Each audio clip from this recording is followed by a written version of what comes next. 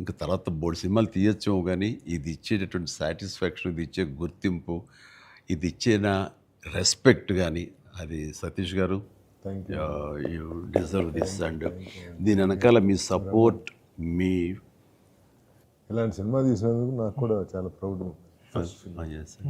Sir మీరు ఒప్పిన టైంలో చెప్పారు సార్ నాకు, డబ్బులు ఎలాగైనా వస్తే రెస్పెక్ట్ సంపాదించి ఫస్ట్ అని. ఈయన డబ్బులు ఎలాగైనా సంపాదించుకుంటారు. ఆయన ఉన్నటువంటి కన్స్ట్రక్షన్ అయితేనేవి, అనుకున్నటువంటి డిజిటల్ ఐటీ వలన అయితేనేవి. కానీ ఈ సినిమా ద్వారా గుర్తింపు, ఒక రెస్పెక్ట్ వచ్చింది. అది ఈయన ఫుల్గా ఎంజాయ్ చేస్తున్నారు.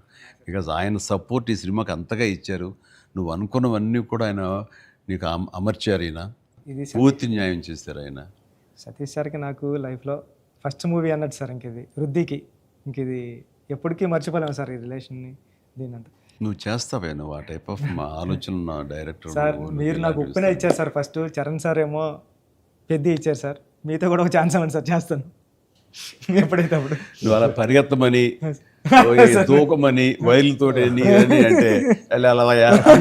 అంటే అయ్యో సార్, సార్ మీరు ఇప్పుడు కూడా చేస్తున్నారు సార్. ఇప్పటికి వైర్లు కడుతుంటారు, పైకి లేపుతుంటారు, పల్టీలు కొట్టిస్తుంటారు. మొన్న శంకర ప్రసాద్ దీంట్లో కూడా చేశాను. పని అవసరం వచ్చేసరికి దేనికి నెరవం, దేనికి వెనకం చేసే పరిస్థితి లేదు. ఇంకా ఒకసారి ఎన్ని వైర్లు కట్టి అన్నీ ఇవైపోయింది, కమిలిపోయింది. చరణ్ చూశాడు ఇంట్లో, ఏంటిది అన్నాడు. వైర్లు కట్టి లేపారు. ఇంకా వైర్లు ఇంటికి కడుతున్నారా, వాళ్ళు పిలిచి డాంగ్ అలా కష్టపడతారంటే మీరు అది అని తిట్టాడు. మరి లేదరా వాళ్ళు కాదురా, డూప్ సరిగ్గా చేయలేదని ఆయన తీసేసి నేనే చేశాను రా షార్ట్ అని. వాళ్ళు అదే అన్నారు, డాడీ చేస్తానన్నారు అని. అంటే చరణ్ ఇందులో ఎంత కష్టపడ్డాడు అనేది నేను చెప్పాల్సిన అవసరం లేదు. ఆడియన్స్ ఆల్రెడీ వాళ్ళ క్యారెక్టర్ ద్వారా వాళ్ళే గుర్తించారు. వాడు ప్రతిరోజు అలసిపోయి ఇంటికి వచ్చి నీరసించి అలా కూర్చున్న ప్రతిసారి నాకు మా నాన్నగారు నాతో ఏమన్నారు, నన్ను ఏమనేవారు అది గుర్తుకొచ్చేదనమాట. అంటే దొంగ అనే సినిమాలో 8 అంతస్తుల ఒక హోటల్ పైన పారపెట్ వాల్ మీద నేను రోల్ చేస్తూ వెళ్ళినప్పుడు కింద స్లిప్ అయితే మాత్రం ఇది ఇప్పట్లా వైర్లు ఇలాంటి సేఫ్టీ డివైస్లు ఏమి లేవు, మొండితనంతో చేయటం అనమాట.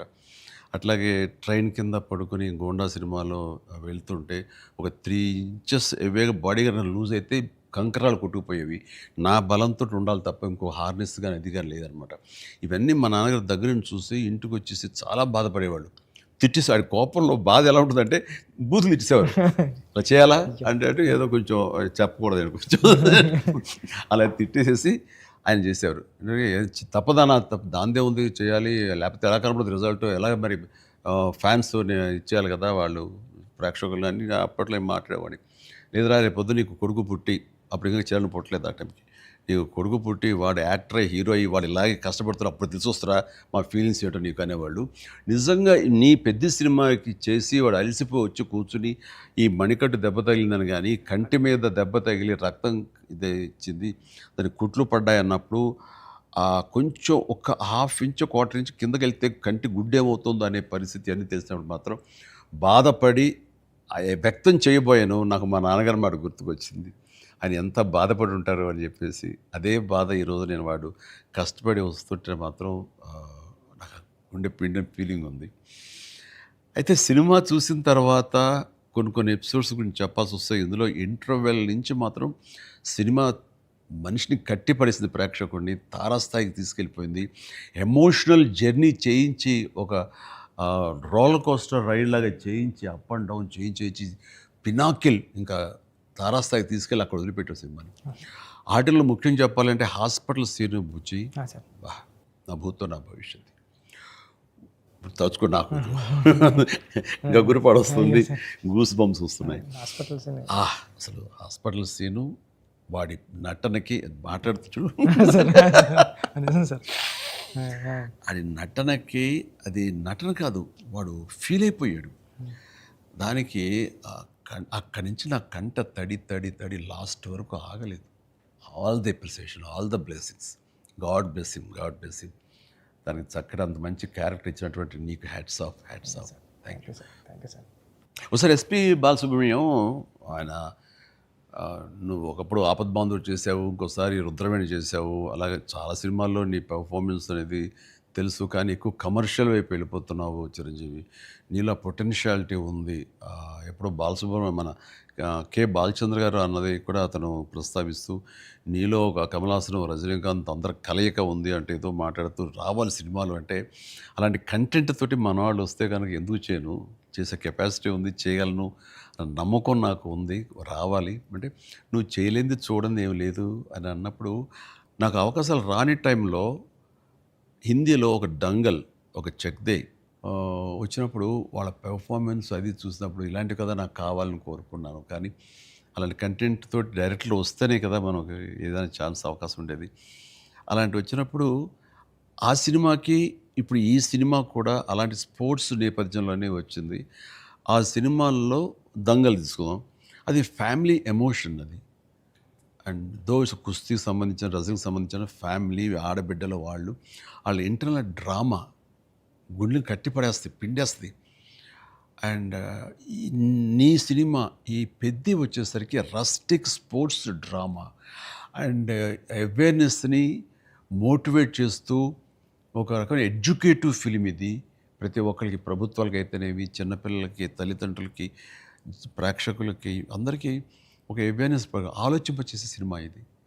అందుకని అవి క్లాసిక్ స్పోర్ట్స్ డ్రామాలైనా ఇది రస్టిక్ ఒక గ్రామీణ నేపథ్యంలో ఉండేటటువంటి మట్టి కథ, మట్టి గేమ్స్, మట్టి మనుషుల కథ ఇది. అందునే దీనికి ఎక్కువ లాంజివిటీ ఉంటుంది, దీనికి ఎక్కువ ఆదరణ ఉంటుందని నేను నా భావన. అండ్ దట్ వే ఇలాంటి కథ చరణ్ రావటం అనేది నేను మిస్ అయింది, చరణ్ పొందాడు. కాబట్టి ఆ అవకాశం వచ్చింది కాబట్టి కొంతమంది చిరంజీవిని మించిన వాడు చరణ్ అంటున్నారు, ఒప్పుకుంటున్నాను మనస్ఫూర్తిగా. కానీ ఒక తండ్రిగా గర్వంగా ఉంది, ఒక నటుడిగా కొంచెం కష్టంగా ఒప్పుకోవాల్సి వస్తుంది. చాలా బాగా చేసేవారు ఆ చరణ్, లవ్ యూ. గ్రామీణ వాతావరణం ఈ నేపథ్యంలో కథల్లో అఫ్కోర్స్ మీ గురువు గారు సుకుమార్ పెట్టింది పేరు.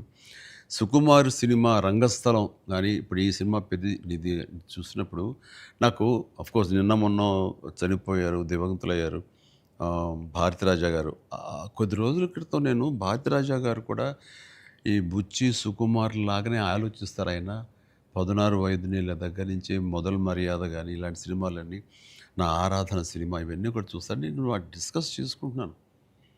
ఆ 2 డేస్లోనే నిన్న మొన్న ఆయన చనిపోయారని తెలిసినంత ఇది డ్యూ రెస్పెక్ట్ ఆయనకి మనస్ఫూర్తిగా మనం ఆయన ఆత్మశాంతి చేకూరాలని ఈ సందర్భంగా కోరుకుంటున్నాను.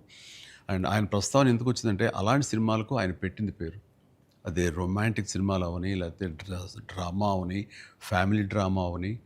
And very good. ఆయన గ్రౌండెడ్.